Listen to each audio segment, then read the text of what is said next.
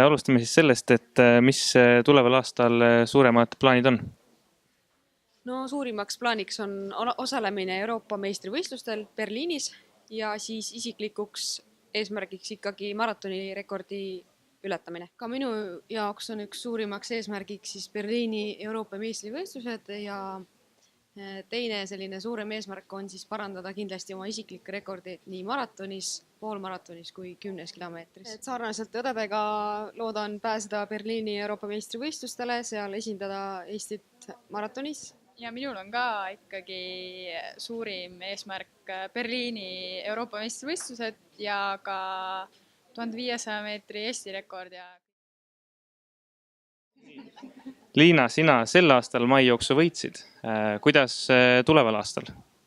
No ma ikkagi tahaksin järgmisel aastal ka maijooksus enda võitu kaitsta, aga see kerge ei saa vist olema, aga kindlasti tahan võita.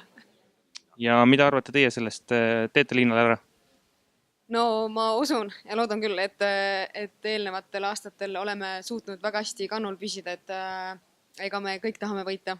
Jah, et ka mina tahaks võita, kindlasti ei tahaks Liinale nii kergesti seda võitu loovutada. Ja ka kindlasti mina soovin võita, tuleb lihtsalt palju tööd ja vaeva näha.